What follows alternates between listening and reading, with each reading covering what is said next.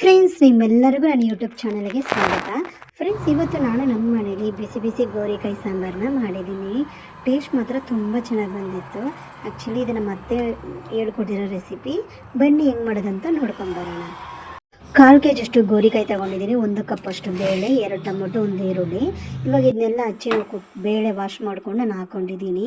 ಗೋರಿಕಾಯಿ ಟೊಮೊಟೊ ಎಲ್ಲನೂ ಕುಕ್ಕರಲ್ಲಿ ಹಾಕ್ಕೊಂಡಿದ್ದೀನಿ. ಅರ್ಧ ಸ್ಪೂನ್ ಅಷ್ಟು ಅರಿಶಿನ ಹಾಕ್ಕೊಂಡು ಇವಾಗ ಎಷ್ಟು ಬೇಕೋ ಅಷ್ಟು ನೀರು ಹಾಕ್ಕೊಳ್ತಾ ಇದ್ದೀನಿ. ಬೇಳೆ ಬೇಯೋಕ್ಕೆ ನೀರು ಹಾಕ್ಕೊಂಡು ಇವಾಗ ರುಚಿ ತಕ್ಕಷ್ಟು ಉಪ್ಪು ಹಾಕ್ಕೊಂಡು ಕುಕ್ಕರ್ನ 3 ವಿಸಿಲ್ನ ಬರೆಸ್ಕೊಂಡು ನೋಡಿ, ಬೇಳೆ ಈ ರೀತಿ ಬೆಂದಿರಬೇಕು. ಚೆನ್ನಾಗಿ ಬೆಂದಮೇಲೆ ಕಾಯಿ ಬೇಳೆ ಎಲ್ಲ ಬೆಂದಮೇಲೆ 1.5 ಸ್ಪೂನ್ ಅಷ್ಟು ನಾನಿವಾಗ ಸಾಂಬಾರು ಪುಡಿನ ಹಾಕ್ತಾಯಿದ್ದೀನಿ.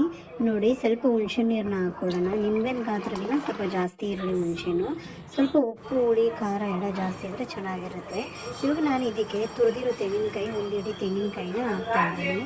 ಇದನ್ನು ಒಂದು 10ರಿಂದ 15 ನಿಮಿಷ ಚೆನ್ನಾಗಿ ಕುದಿಸ್ಕೊಳ್ಳೋಣ.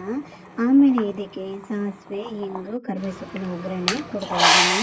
ಬಿಸಿ ಬಿಸಿ ಗೋರಿಕಾಯಿ ಸಾಂಬಾರು ರೆಡಿ ಆಯಿತು. ತುಂಬ ಸಿಂಪಲ್ಲಾಗಿ ಮಾಡೋದು.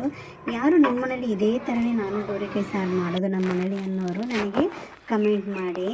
ನೋಡಿ ಫ್ರೆಂಡ್ಸ್, ಇವತ್ತು ನಾನು ಇದಕ್ಕೆ ಬಿಸಿ ಬಿಸಿ ರಾಗಿ ಮುದ್ದೆ ಮಾಡಿ ಅದ್ರ ಮೇಲೆ 1 ಸ್ಪೂನ್ ಅಷ್ಟು ತುಪ್ಪ ಹಾಕಿದ್ದೀನಿ ಅಮ್ಮಗೆ. ಅದಕ್ಕೆ ನಾನು ಇವಾಗ ಬಿಸಿ ಬಿಸಿ ಗೋರಿಕಾಯಿ ಸಾರನ್ನ ಹಾಕ್ತಾಯಿದ್ದೀನಿ. ನನ್ನ ಯೂಟ್ಯೂಬ್ ಚಾನಲ್ನ ದಯವಿಟ್ಟು ಸಬ್ಸ್ಕ್ರೈಬ್ ಮಾಡಿ, ಶೇರ್ ಮಾಡಿ, ಕಮೆಂಟ್ ಮಾಡಿ. Thank you.